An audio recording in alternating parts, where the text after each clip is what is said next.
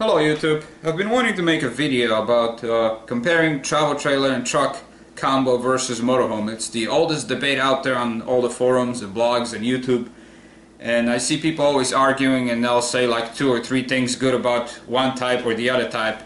And to really do it justice, you really have to sit down and make a list and make a long list like I have, which is almost 50 different pluses and minuses, and go through it and be completely partial. I'm not going to put my opinion out there, oh this is better or this is better. Now I'm going to be stating the facts for both kinds of RVs and let you decide what's better for you.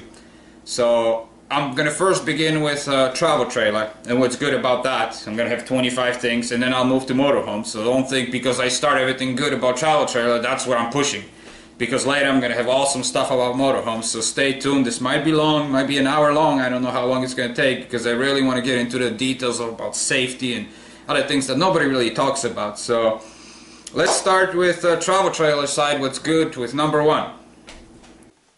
Purchase price. We got to set a standard of 30 feet because there's some 40, 45, some 20. Let's say 30 feet RV, you buying it at the RV show like a Hershey's big show where you get the deepest discounts, you know. That's you will never find a price like that at any dealer. So anyways, you're at the show, you buy a 30-foot RV, and we're looking at the new cheapest RV in every category. Of course, RVs, you can customize them, you can have $1 million. But we're looking at the Chevy of our RV industry, Chevy and Ford versus the BMW. So let's look at the trailer and truck combo first. Buying a truck for 30-foot trailer, you're going to need something heavier than a 1500 series, than a half-a-ton truck. The best option will be a 3/4 ton truck, which is 2500 series HD Silverado, Ram 2500, and then the Ford F250. These trucks are all between $30,000 to $32,000. That's a sticker price, so you can easily get them for $30,000. Let's look at the trailer. The trailer will run you at the RV show. A 30-foot trailer, it's going to run you about $20,000, and so the combo, it's roughly $50,000 together. Now most people will say they'll always be cheaper than motorhome. Well, not necessarily, because you can pick it up at the show, Class C 30-footers for $50,000. Fleetwood makes a lot of them, and they sell them at the show. So when you compare those two, it's pretty much the same price. The price difference is when you move up to Class A, which is the second most expensive. Class A 30-footer, you're looking at the cheapest ones you can buy right now. It's about $75,000. When you move to Class B, the little vans, for some reason, the road track built on the Chevy, and the Winnebagos and stuff big built on the Sprinter, they usually run $95,000 all the way to about $120,000. So, well, I mean, they run all the way to $250,000, but roughly $100,000 for Class B. Tiny little vans. So for some reason these guys are really expensive. So purchase price, still on average, a truck and a trailer is going to cost you a lot less, unless you're comparing directly to Class C. So that takes care of the price. Let's talk about number 2, depreciation. Let's set a standard 5-year depreciation on all the categories of RVs. Now, most people will swear that Class A is the one that will hold its value the best. But if you look at the numbers, it really isn't true. Let's talk about first a truck and a trailer combo. When you look at the most RVs out there, on the dealers that are selling that are 5 years old, a lot of them have low mileage. Sometimes 5, 10, 15. You hardly ever see them over 20,000 miles.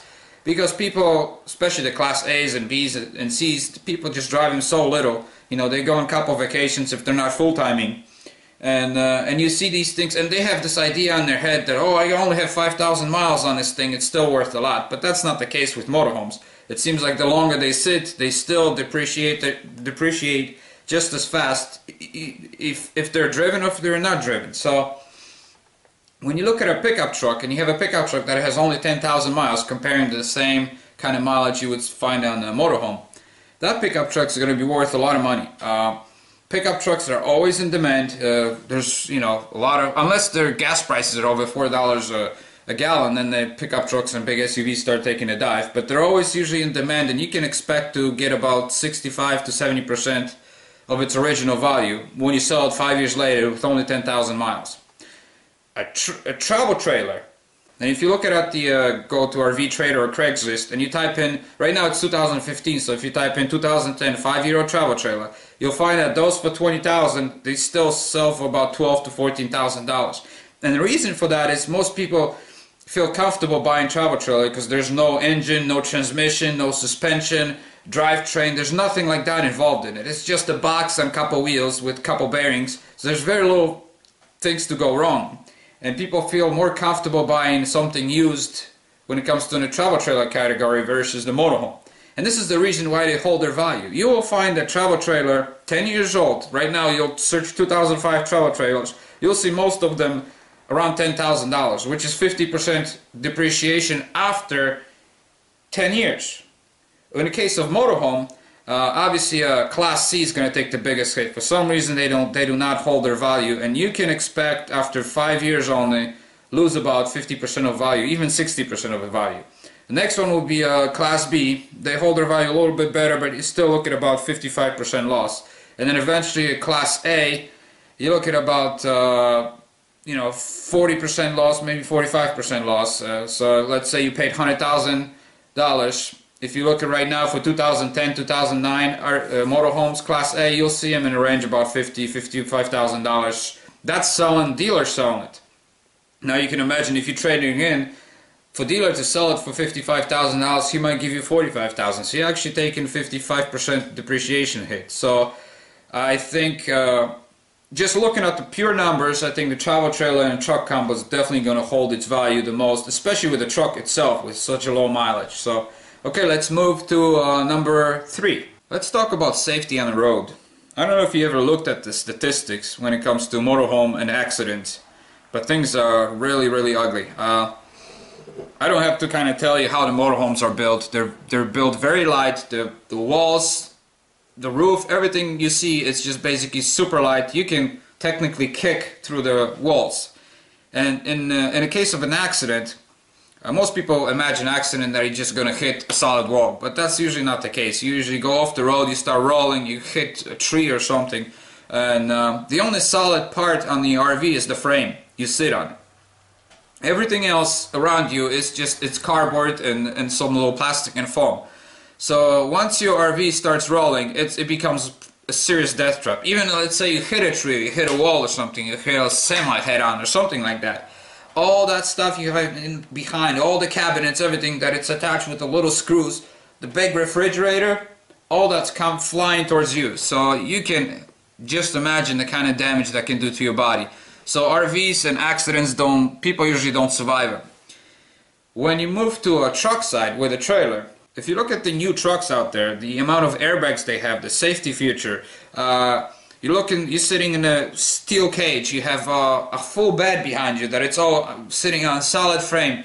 You have a lot of things to protect you in an accident. Not only that, the hitch in the back, it's designed to break away in the case of an accident. They're only hold enough force for you to tow the travel trailer. So in a case of accident, most likely your travel trailer is going to go in a different direction unless you hit a direct tree head on.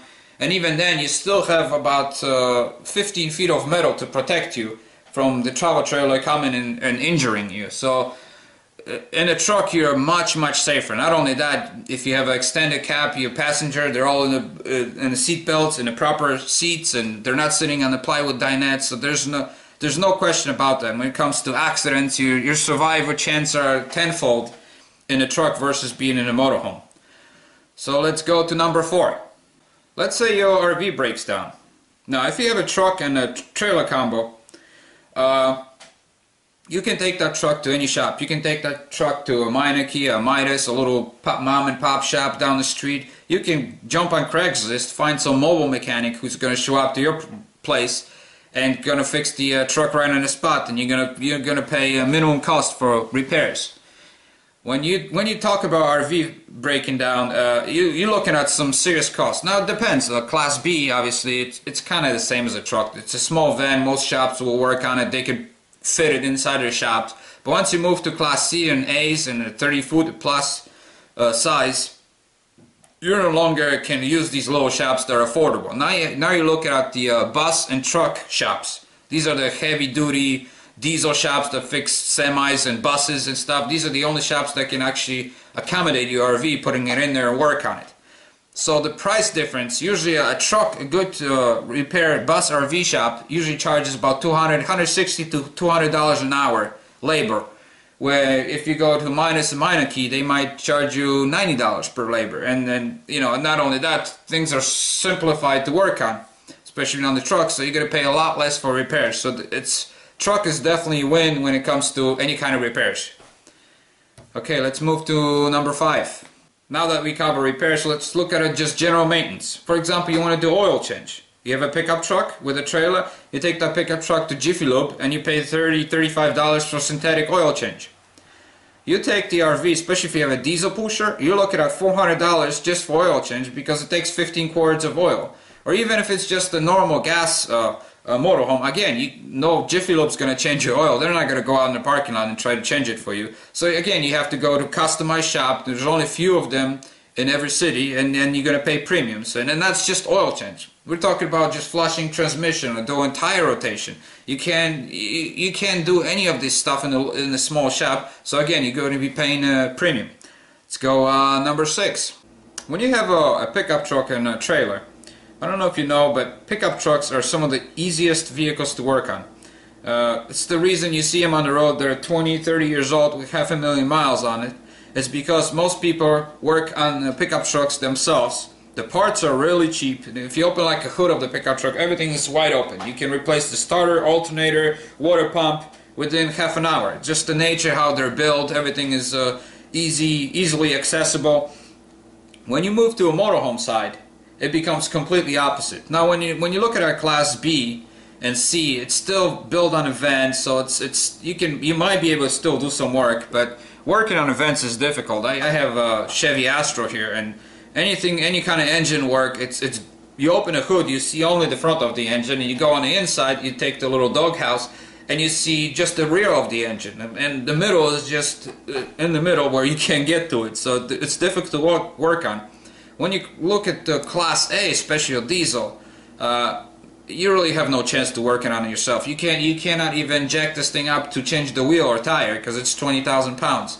So any little detail, any little repair stuff, you have to run to a shop. So it could be really costly. Where a pickup truck, you can do it yourself with cheap parts because there's so many parts available from so many companies because trucks are so popular that you're going to be saving a lot of money. So let's move to number 7. So let's say you arrived at the RV park or you're boondocking somewhere. With a trailer and a truck, you park your trailer and now you have a truck to drive around. You can go anywhere you want. When you have a motorhome, you're pretty much stuck in that location, and the only places you can go is like big Walmarts and truck stops and things we have huge parking lot. And think about your normal life. 95% of the places you go, you won't be able to go. You want to go to a dentist to get your hair done, or you want to go to a Whole Foods, go in the city somewhere, or even a town, it has small tiny streets. I mean, it's just, you're so limited of where you can go. And even if you, for example, you insist on using your motorhome, now every time you have to go somewhere, go pick up a little bit of salt or ketchup, now you have to break down all your setup, disconnect everything just to go to a store. It becomes a hassle. So this is why you see 90% of the people that have motorhomes, they tow a car behind. The problem with that is now you have, not only you paying so much for RV. Now we're talking about Class C and A. Obviously a Class B little van, you're not going to have those issues. You can park it anywhere. But Class A, not only you paid all this money for RV to begin with, now you have to buy a vehicle to tow it. And that vehicle requires its own maintenance. It requires plates, registration, insurance. The costs, again, are just adding on. And most people don't even realize, like tires, when you tow a vehicle, I'm talking about flat towing on the road, the tires wear out almost twice as fast versus when you drive it. Because the way the vehicle turns and stuff, it just wears the tires quicker. So most people don't even think about things like that. And later they're surprised that, oh my goodness, I have to buy another vehicle. And another issue with that vehicle being behind you, now your total length, you can never back up, for example, go in reverse. You have to go disconnect this vehicle. I've seen people pull into like a AutoZone. One time I saw a couple pull into AutoZone getting oil or something. They pulled in, it was a small parking lot, they couldn't back out, and they had to go in the back and disconnect the car and drive the car away so they could back out the RV. It just becomes a hassle. Not only that, you get the rocks hitting your car in the back. It gets all filthy from driving on the road. So a pickup truck will definitely win in this situation, where you can park your trailer, drive the pickup truck. Now it doesn't have the great mileage, and then you're putting miles on something you need to tow a truck, but at least you don't need additional vehicles. So let's move to number, I believe, 9. Yes. When you have a truck and a trailer, and let's talk about mechanical issues, and your truck breaks down, you still have a place to live. You can still have the trailer towed to the RV park, or you just leave it at the RV park and take the truck for repairs. When you live in a motorhome, now some shops will allow you to stay in their lots, and that's not the most comfortable place to stay, especially let's say they have to order parts and it takes 2 weeks, or it might be a windshield that's completely broken and you cannot even stay in your vehicle. So now you're looking at additional cost. Either you're staying at some parking lot, or you're looking at getting hotel room, for a week or a day or 2, however long your vehicle's in the shop. So you become practically homeless. So again, truck and a trailer wins in this instance. Number 10. With a pickup truck, you obviously have the back of the pickup truck. If you're not using a fifth wheel or a truck camper, you're just pulling a trailer. The entire bed of the truck becomes your storage. And this is one of the best storage places you can ask for, because this storage, you can put a lot of things on it. Let's say you want to have a motorcycle. You can have a quad like an ATV 4x4. You can have a jet ski in the back. You can have all kinds of tools. You can have compressor, generator, chainsaws. You can carry wood with you. Bicycles. The possibilities are endless, because, and the beauty about this thing, a 3/4 ton truck, you can put 2,000 pounds in the back of the truck and still tow your trailer, because your trailer plus the hitch of the weight of the trailer, it's usually like 500 pounds. So you can put technically 1,500 pounds at the back of the pickup truck, which is an enormous amount of weight, something you'll never be able to put on the base of the motorhome. So this is definitely a big win for somebody, especially if let's say you want to have a motorcycle. On the motorhome, yes, of course, they sell little ramps and little carriers for the motorcycle in the back of the motorhome. You can mount that, but now you no longer can have a car behind. You cannot have both. You cannot have motorcycle and a car. But in the case of a truck, you can actually have a truck to drive and you can still have a motorcycle. Or if you're in the water sports, you can put jet ski on it, or you can they sell these little racks and you can put 2 kayaks or a canoe or some kind of John boat on top of the pickup truck. If you have a motorhome, you have none of these options, because the fiberglass roof or the plywood roof that's covered with rubber, you're not supposed to load anything heavier than 20-30 pounds. So not only that, I can't even imagine trying to put a kayak 12 feet up in the air. It's not the best scenario. So that's definitely, having the bed of the pickup truck, it's definitely a win situation. Let's move to number 11. So you have this bed of the pickup truck. Now you have an option to buy a cap for it. The little fiberglass cap, you see them on the pickup truck. They have the shallow ones, they have the really tall ones. The beauty about these caps is basically whatever you have in the back of the pickup truck. Now you can have lawn chairs, and you can have, let's say go back to motorcycle, jet ski, bicycles. Everything is protected from the element. Now you put that kind of same motorcycle you put on the back of your motorhome, and you drive on the road, you know what's going to happen in the back. Everything gets so filthy. So just by having that cap, you can have your generator, your chainsaws, your compressor, you can have your whole toolbox, beautiful set of tools and everything, and it's all locked up and it's all protected from the weather. So that's another option you have with a pickup truck that you will never have with a motorhome. So it's another plus. Let's move to number 12. Now this is a huge plus for a pickup truck and a trailer. It's having a 4x4 traction. I don't know if you know, but most motorhomes have a rear-wheel drive with open differential, which means only one tire is spinning. Well, in the case of motorhome, the heavier one, there's 2 tires bolted together, but it's only one side that it's spinning. And its side that it's spinning, it's the one that it's up in the air or it's in the mud and has 0 traction, basically, because that's how stupid open differential is. So when you have a motorhome, you have to be very, very careful where you park, even in a flat desert, and if it's muddy, the kind of clay that gets really muddy when it's wet, and it rains overnight, you could be stuck there for days. Well, hopefully desert dries up quick, but you have to be so careful where you're going. With a truck and a trailer combo, the possibilities are almost endless, because on a pickup truck you can get, most of them are 4x4. You can get a factory installed lockers, or you can have lockers installed later, which locks all four wheels, all of them spin at the same time, which gives you great traction. You can put big mud tires, you know, with aggressive, you know, that gives you even more traction. Ground clearance is higher. You can put a winch in the front, winch in the back. I mean, you can get out of some really dicey situations, and especially with a trailer like Northwood Nash. It's made for off-roading. It's sitting up higher. It's got beefier suspension. You know, it's famous for off-roading. A combo like that, you can go somewhere in the mountains and you can drive to 12,000 feet, and you can drop your trailer right there and go even further to, you know, even crazier places. Off-roading, have so much fun, reach some remote streams or lakes to go fishing, or, you know, taking your, even, you can even take your motorcycle, you can have a dirt bike, go further with your pickup truck, then drop your dirt bike and go to the top of the mountain, you know. Or grab a kayak and go fishing somewhere on a nice upper elevation. And this is, I guess, the reason why a lot of motorhomes, they tow Jeeps behind them, you know, because they want to go into those places. But with a pickup and trailer combo, you already have that. And not only that, you can go with this combo boondock to these beautiful locations, where this guy with the motorhome, he has to stay in the valley and only take the day trips with his Jeep. So this is a big plus when it comes to a truck and a trailer versus the motorhome. So let's move to number 13. Let's talk about the road noise. When you're in the pickup truck and the trailer, all the stuff, all the junk you got in the back that clicks and clacks and squeaks and stuff, it's in the back of your trailer, you never hear it. You sit in a nice quiet truck, and you know the new trucks are, especially the firewall, it's so insulated. They really engineer these things to be amazingly quiet.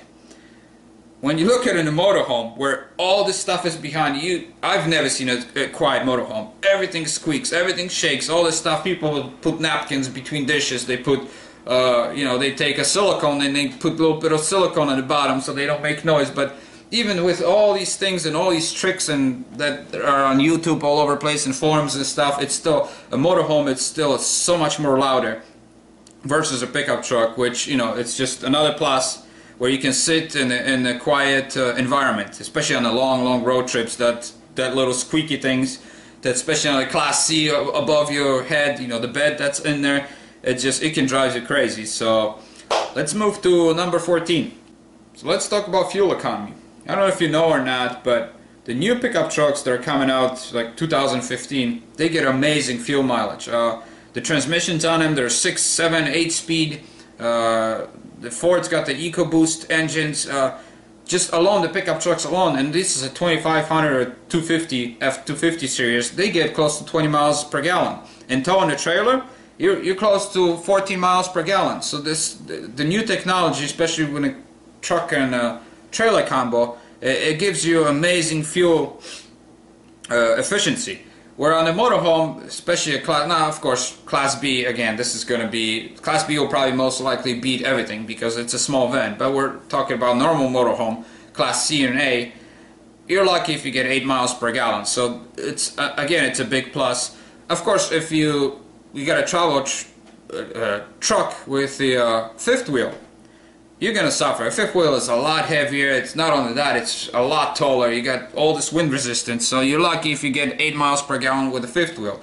And again, I'm later going to get into what's great about motorhomes, so don't think I'm pushing travel trailer, because that's all I'm talking about, because that's just how I arrange my list. So let's move to number 15. Now when you buy a travel trailer, there's one thing you don't get is the generator. Where on a motorhome, whether it's A, B, C, you know, the generator is already built in, and you think, well, that's great, it's free, I already have it. It's not really free because it's included in the price of the motorhome, and that's why it's higher price. But anyways, on the travel trailer side, you actually have to go out and buy the generator. But that's actually a good thing, and let me explain why. When you go out and you buy your own generator, you can choose a brand, you can choose the wattage, you can choose the price, you can wait for the best time to buy one, and that gives you all this freedom. Not only that, if there's any issue with this generator, you have a warranty, you can return it to a store. Or let's say it's out of warranty and you have a problem with it, you can go to any little small repair shop. Those are the shops that are in every town. They fix weed whackers, chainsaws, mowers. You can drop it off and then the guy will fix it for you. For example, if you got a plugged up carburetor, old fuel sitting there, it's usually $25 to $35 charge to do that. If you have that own and built-in generator, you're most likely you're going to have to go to an RV repair shop, because this guy in a weed whacking shop is not going to go out there and work on a parking lot on your generator. Even though they pull out, you can't just pull them out. So most people go to repair shops, so that's a big cost. You can be paying $300 just for little repairs. Another issue with those is they're not fuel efficient. They eat almost twice as much fuel as the little generator, especially the little Hondas and Yamahas that you buy for $1,000. They'll run about 8 hours on 1 gallon of fuel. Where your own generator in an RV, it's going to suck a lot more fuel. They're a lot louder. They're right underneath your, kind of inside of your motorhome, so you always hear them. You always feel the vibration.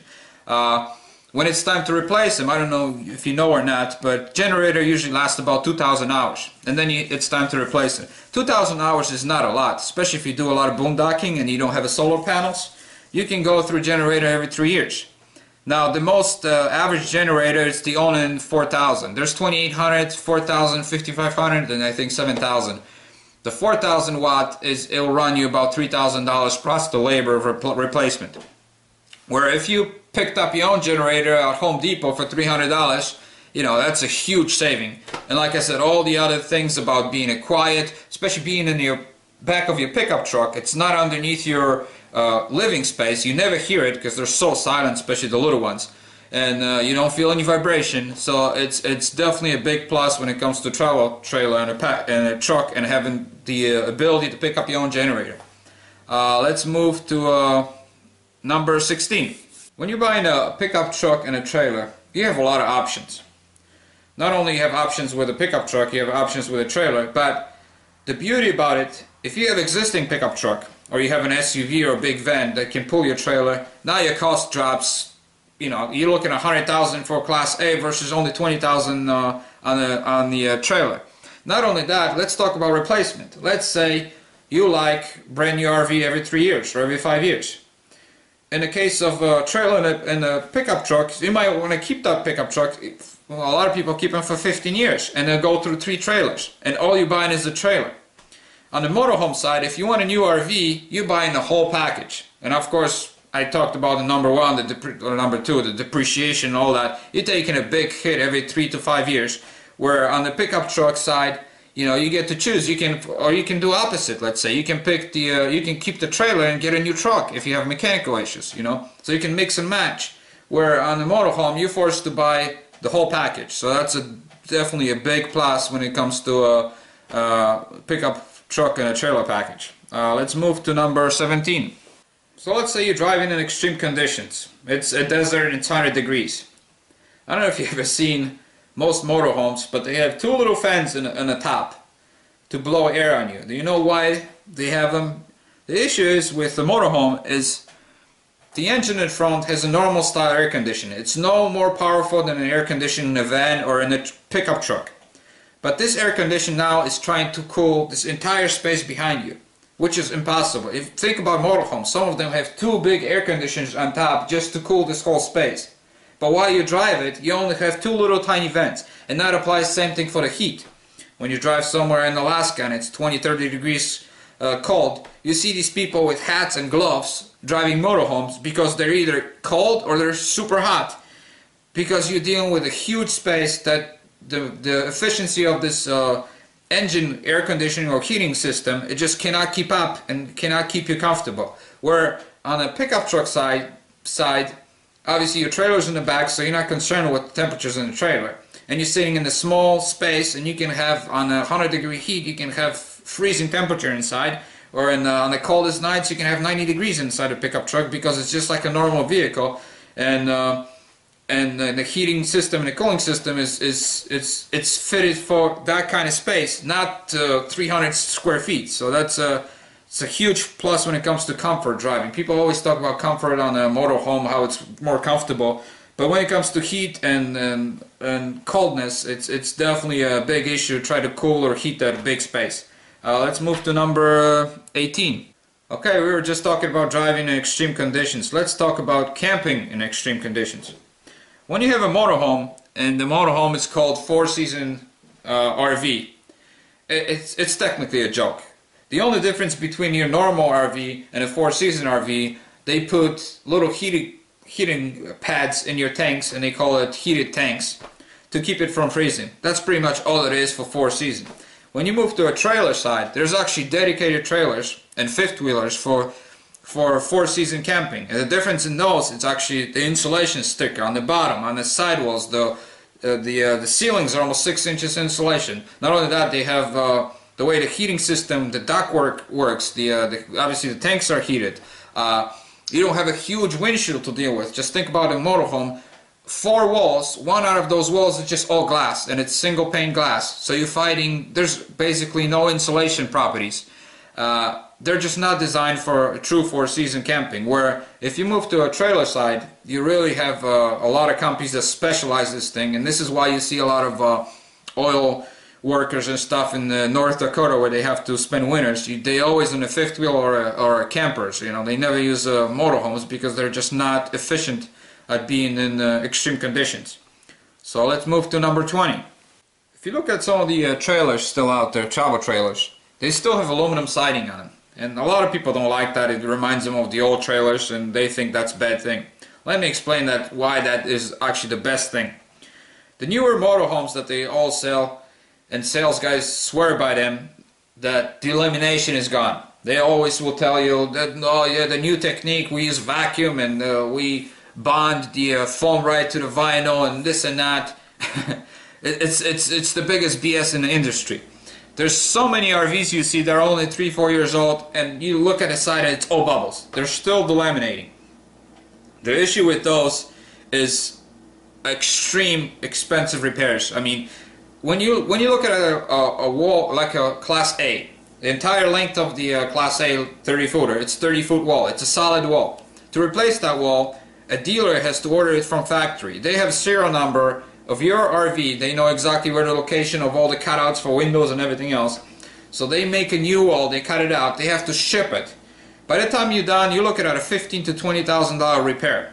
When you have a travel trailer with this ugly, old-looking aluminum siding, it is a blessing when you have to repair it. And let's say you have a water leak, or you were backing out and you hit a branch or something, you have a dent, or you know, or for whatever reason, let's say somebody hit you in an accident, you know, and you have to replace one wall. With aluminum siding, they're the easiest walls to work on. The siding actually on hooks, you can remove the siding from the whole wall in 5 minutes, basically. Actually in 2 minutes. And underneath is standard walls like you have in a construction. You got, well, it's not 2x4s, it's actually 1x3s and 1x2s and 1x1s, because your motorhomes are always built cheaply and light. But anyways, you got just sticks and you got fiberglass, and you can replace any pieces of wood you need to replace, and you replace the plywood, you replace the fiberglass, and you get new sections of aluminum siding. There's only 2 companies in the United States that make these sidings, and they can match your color, whatever you can order them whatever you want, and the strips of these sidings cost like $22. So you can rebuild your whole wall for roughly $150, especially if you do it yourself, versus $15,000. So this aluminum ugly siding that is only available on a travel trailer, that most people don't like anymore, could be a huge blessing when it comes to repairs. So, alright, so that's a big plus. Let's move to number 20. Number 20. When you get a travel trailer or fifth wheel, I hardly ever mention fifth wheel, but this is pretty much all applies to fifth wheels. You get to use the entire length of your RV. So let's say if your travel trailer is 30 feet long, you get to use the whole 30 feet. On the motorhome side, mine is the Class C, which has the bed over the cockpit that where you drive, but Class B and A, the place that you drive is basically wasted once you park the RV.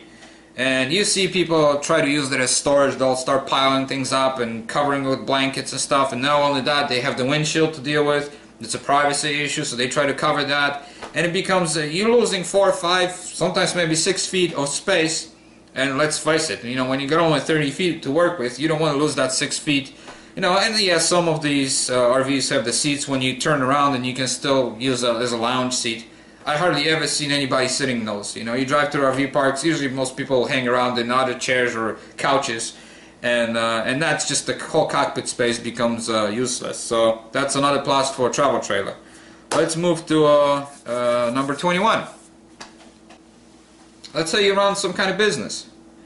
When you buy a pickup truck and a trailer, you have a possibility of riding that pickup truck as an expense. It's a little bit harder to convince IRS that your Class A motorhome 30 foot with slides and everything is actually something you need to deliver, you know, birthday cakes or wedding cakes, you know, if you have that kind of business or something else. Now, of course, there's people out there like Gone with the Winds where actually they need an RV to go to RV parks to film it to make money, so they might be able to expense it, but 99.9% of people will have difficult time, you know, convincing IRS that this is an expense. So truck again gives you a big plus because you can have that $30,000 deduction, which could save you, depending on the tax bracket you're in, it could save you, you know, $10,000 on IRS bill. So, and we all like to pay less taxes, so that's a big plus. Number 22. Let's say you still live at home and you have you buy a truck and a trailer, and you're only using it on vacation. Now that truck, you can still use it for your day-to-day driving. You know, you can go to Home Depot, pick up stuff. When you buy a motorhome, it's pretty much going to be parked in your driveway.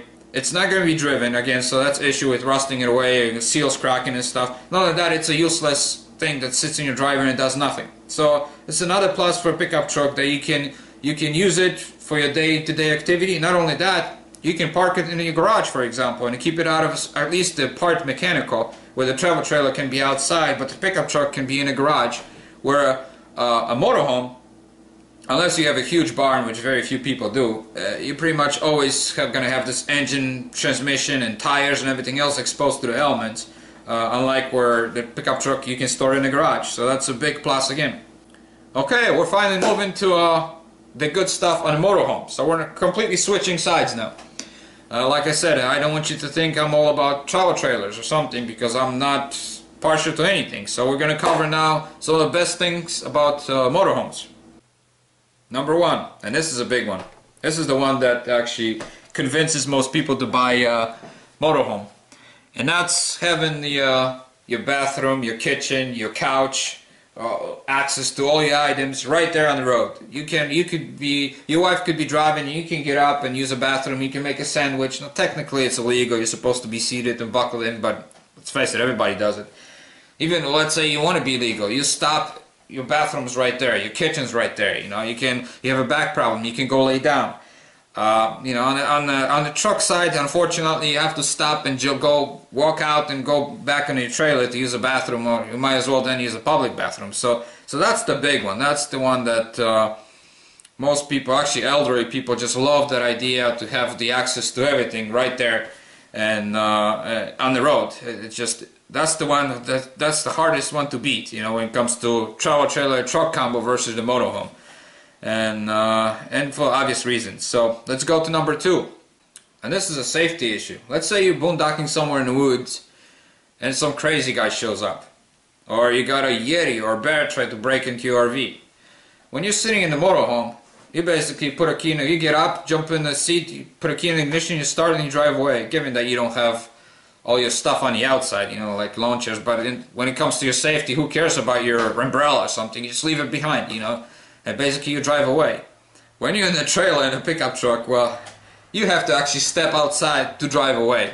So this crazy guy that's looking at you, now you have to be face to face, or bear, or whatever the danger is. So that's a big thing that people like, the ability to just start the car, I mean motorhome in this case, and just drive away. So let's go number 3. So let's say you're driving for 8 hours and now you're ready to stop and sleep, and you see a Walmart or some boondocking location. When you're in a travel trailer in a truck, now you're comfortable, nice and warm, and let's say it's 30 degrees outside. Now you have to turn it off and go try to sleep in the back of the trailer that it's freezing cold because it's been on the road for 8 hours. You know, when you're in the motorhome, that's definitely your motorhome's, like I said, I explained it before, it's impossible to keep your motorhome, let's say if it's 30 degrees, heated with your little heater from the engine in front.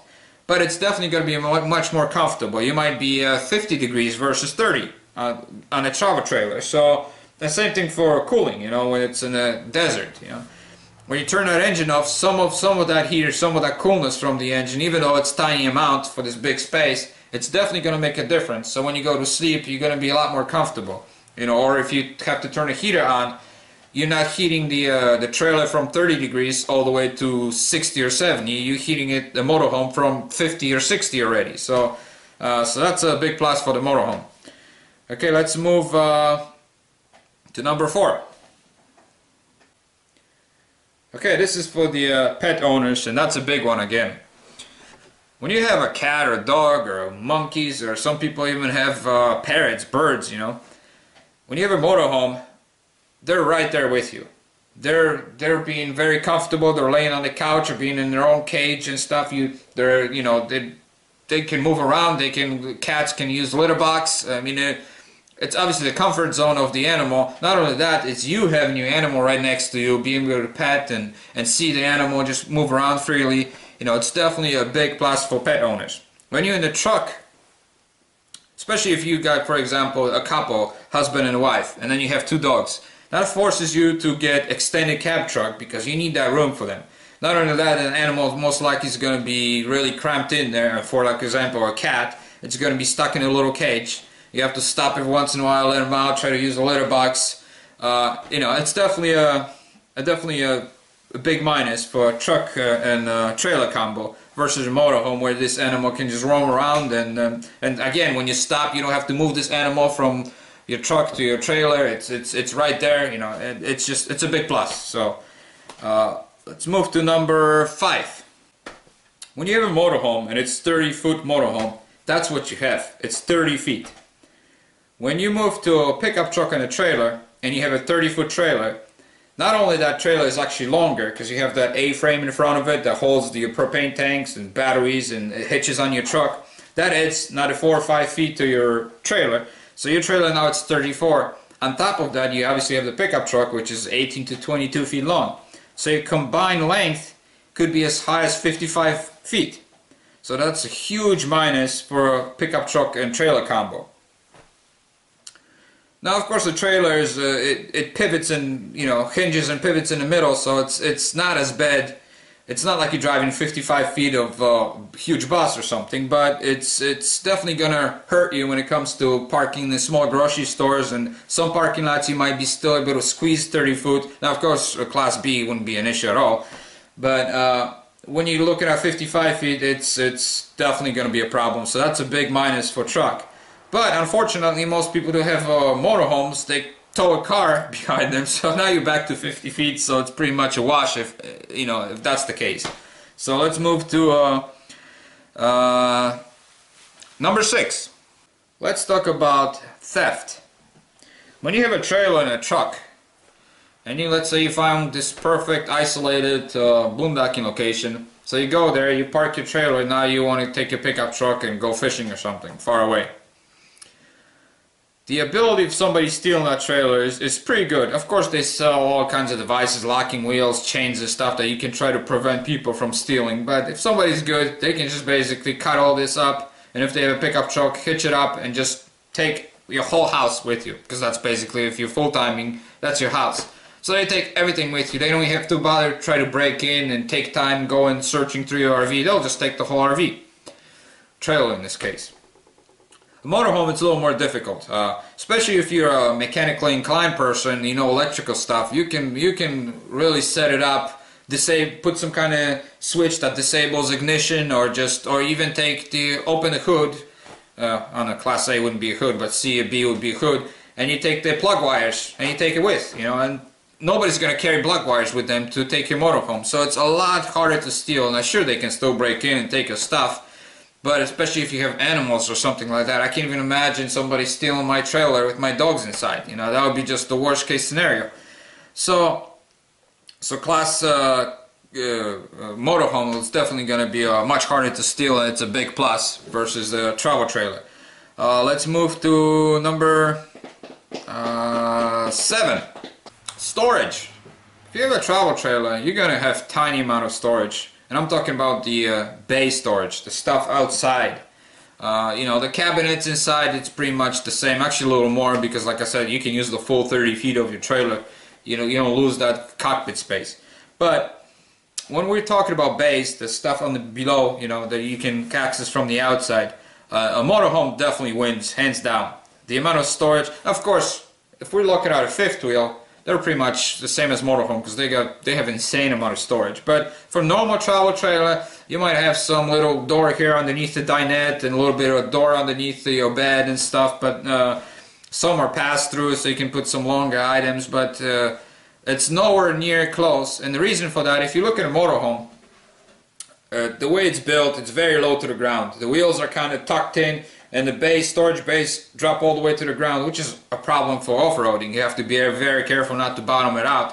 Where trailers, if you look at a trailer, it's wheels and it's sitting way up high. But because of that, you lose that storage. So it's a plus and a minus. But when it comes to storage, and let's say you have a lot of items and things you want to store outside, hoses and things like that, furniture, Class A, it's definitely a win situation. Now, of course, when you got a travel trailer, you have the bed of your pickup truck as additional storage, so that might help you out. But I think still, when it comes to motorhomes, it's definitely a win. So let's move to number 8. So you just arrived at the RV campground, and now you have to back your RV into a spot. When you have a motorhome, that's a lot easier than a travel trailer, especially with the backup camera and like Class B. Class B, it's so tiny it wouldn't be an issue.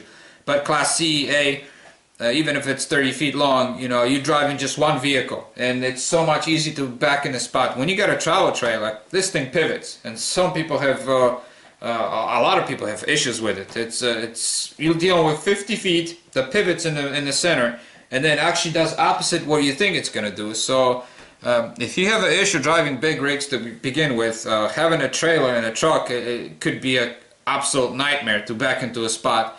And usually people find some empty parking spot and they have to practice day after day to get good at it. So that's definitely a big minus. Not only that, let's say you take a little tiny street and it's a dead end, that you didn't know it was dead end, there was no sign, and you can't turn around, and that street was a quarter mile long.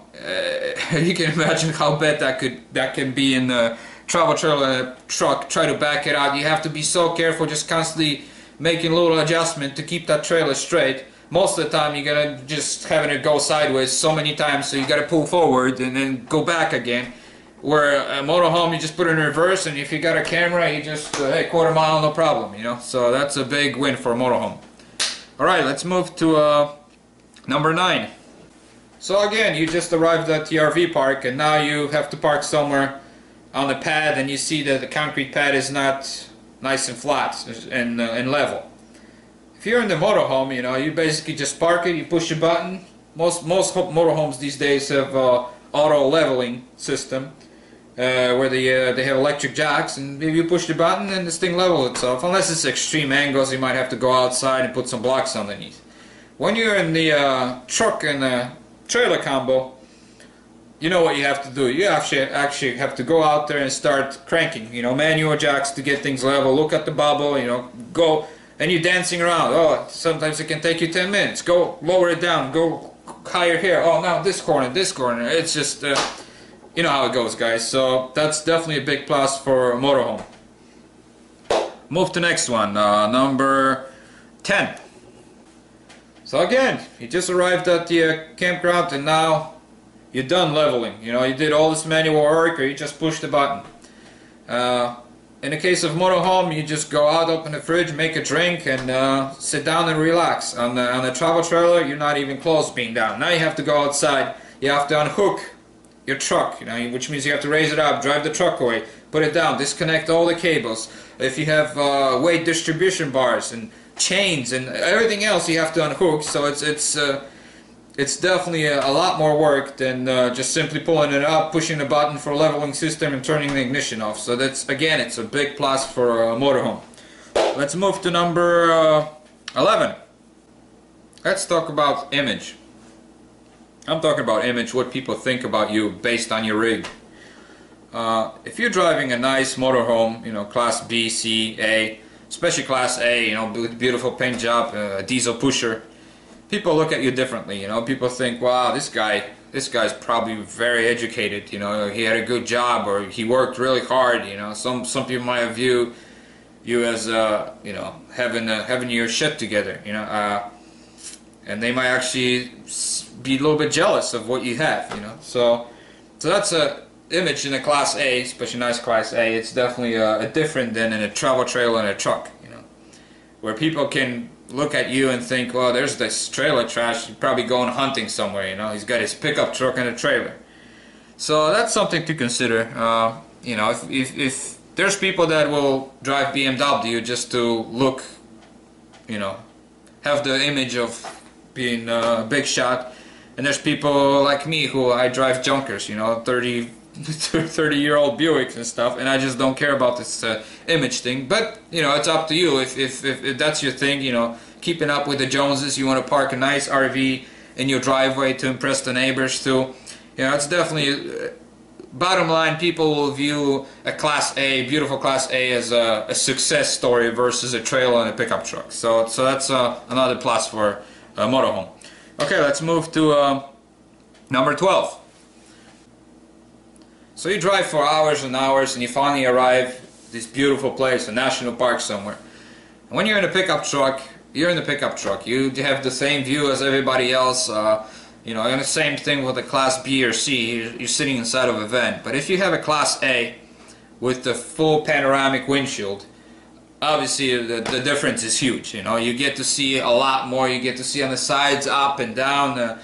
You get to just enjoy the view so much better, and your co-pilot, and so definitely that's a big plus. People love this kind of feel of the road.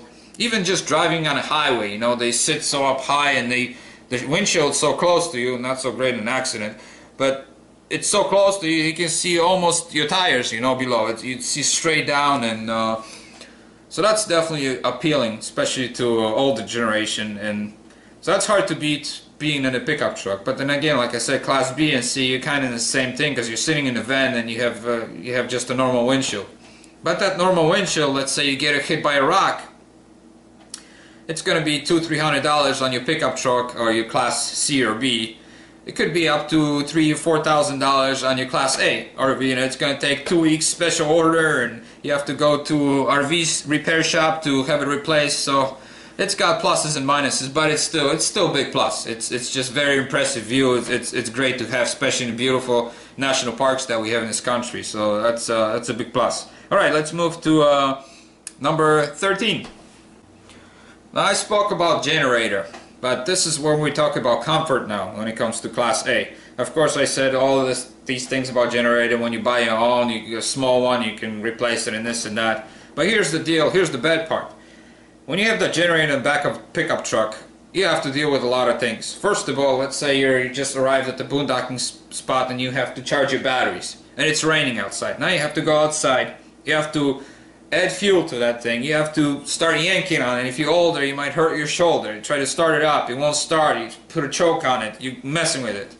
Well, when you're in the motorhome, all you do is just, again, boom, you push a button and boom, this thing starts. You don't have to deal with fuel because it takes the fuel directly from your fuel tank. I don't know if most of you know that. So you don't have to go out there and mess around, spill fuel, spill it over yourself, stink like gasoline. And not only that, now you have to go to gas station, pick up these little jugs and fill them up. It's obviously a hassle. So having that convenience of having that generator underneath your RV and pushing a button is definitely a huge plus. And of course, like I said, you hear the noise and vibration, where the little generator in a pickup truck, you don't hear it, don't feel it, but it's still, convenient wise, it's a big win on motorhome side. Alright, let's move to number 14. As you know, if you buy a pickup truck and have a trailer, the fuel tank in a pickup truck, it's not designed to be hauling this trailer. It's designed to go 300 miles, getting 20 miles per gallon. But that's not going to be the case. So the range on a pickup truck on a full tank of gas, it's very limited. Some of them, the older pickup trucks, you're lucky if you get 150 miles. When you switch to motorhome, it's actually quite opposite. They come with huge tanks. Some of them have 600-mile range. So that could be a huge plus, especially if you're driving across New Mexico or Nevada, where there's 200 miles between gas stations. it could be stressful. You actually have to put extra gas tanks in the back of your bed just to make it. So this is a big plus. Plus, you know, you don't have to stop as often. That means you won't eat junk food at the gas station that you pick up. Have less chances of running into some kind of awning or something, damaging something. You can go on and on. You know, obviously in this case, less is better, you know, meaning stops. So definitely big win for a motorhome. Alright, number 15. So here you are boondocking on the Montana plains. You know, beautiful out, you see mountains in the back, and all of a sudden it gets windy. If you're in a pickup truck and a trailer, and you're in the back of your trailer, and your trailer weighs only 4,000, 6,000 pounds, everything starts moving. Even though you have it on the jacks, this thing is so wide, so even if it vibrates, just constant wind, everything shakes everything. When you have a motorhome, especially a diesel pusher that weighs 20,000 pounds, you're a lot more stable. You're pretty much, a lot of times you don't even feel the wind, where you might hear it, but where in the travel trailer it just keeps rocking you back and forth, so that's definitely a plus for a motorhome. Let's move to number 16. Let's say you drive on the road and it's windy. Well, the road kind of curves up and down and stuff. When you're in the motorhome, you know, again, you're dealing with 20,000 pounds. It sits on the planet on the four wheels, and you're not going to feel that wind as much. You're not going to be blown all over the place. Driving a pickup truck and a trailer, as most of you know, even with weight distribution bars, not only is the wind you're going to feel, you're constantly feeling this kind of thing. It's your trailer in the back is moving back and forth or going up and down if your road is uneven. To some people this is a very uneasy feeling and they can't handle it. You know, this is fifth wheel kind of solves a lot of these problems because you got some of that weight on the back of your pickup truck more distributed, so they're a little better, but they'll never be as good as a big motorhome, especially something heavy. So that's again a big plus, especially if you're not good at driving big rigs. That feeling of floatiness you get from the travel trailer and a truck could be a bad thing. So let's move to number 17. Now let's talk about quality and build quality.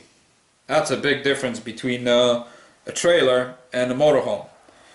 Now the difference between a motorhome and a Class C might not be all that different, because Class C's are usually obviously the cheapest motorhomes. The quality of their construction is pretty much similar to a trailer.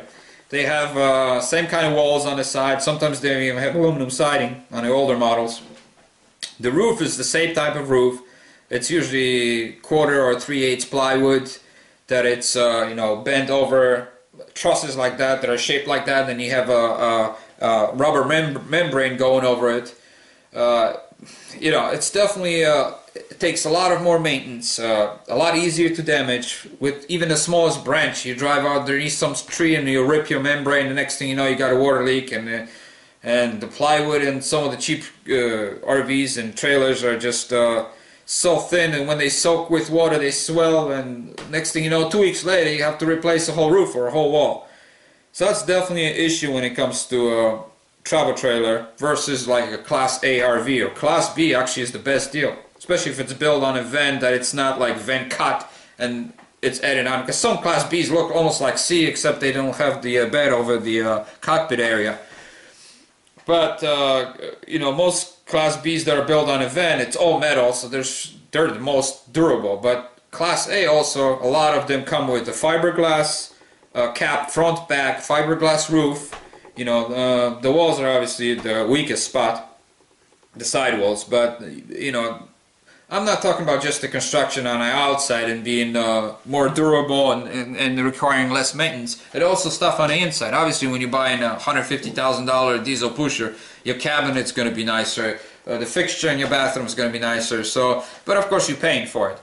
But generally, the maintenance, and I'm talking about kind of like a house maintenance, not the mechanical maintenance side. It's going to be a lot less on a motorhome because it's just they're built better. Versus a travel trailer or a Class C motorhome. So that's a big plus on, especially on the Class A and B. Number 18. Most trailers that you buy today have 2 propane tanks in the front and 2 little battery trays where you can put batteries. And that's pretty much your limit. Now, of course, you can put some batteries inside in some storage. You can put that in any RV or motorhome, but it's basically what you get from factories is a limited energy storage when it comes to electricity, both, and heating. When you buy a Class A, especially 30-foot Class A or even C, most likely you're going to end up with a bigger propane tank. You're going to end up with a lot more room for batteries. A lot of them have steps, and each step can hold 2 batteries, so you can have 4 or 6 batteries. So not only that, because it's designed for 4 batteries, the charging system is beefed up. So when it comes to energy storage, I think no doubt, especially Class A is a win in this situation. Let's go to number 19. Now talk about different kind of storage. Holding tanks. You got the fresh water, gray water, black water. When it comes to motorhomes, most likely you're going to have a lot bigger storage than your little travel trailer. Even though I'd say they're all 30 feet. Now of course Class B, it's a van, it's a tiny little vehicle, so no contest. It's going to have little tiny tanks, but that's what it's, it's a small vehicle. But Class C and A motorhome, most likely going to have bigger tanks. They're going to have 60, 80, 100-gallon tanks for fresh water, and you'll have like 60 or 50 combination for gray and black. So that's definitely a winning thing versus the travel trailer. Now, of course, I talked about fifth wheel very little, but in some cases, fifth wheel will actually beat motorhome when it comes to storage tanks. But mainly, my comparison was travel trailer, and that's going to be obviously smaller. And when it comes to boondocking, the ability of staying out there for longer, obviously bigger tanks going to help you. So that's a big win for at least Class C and A motorhome.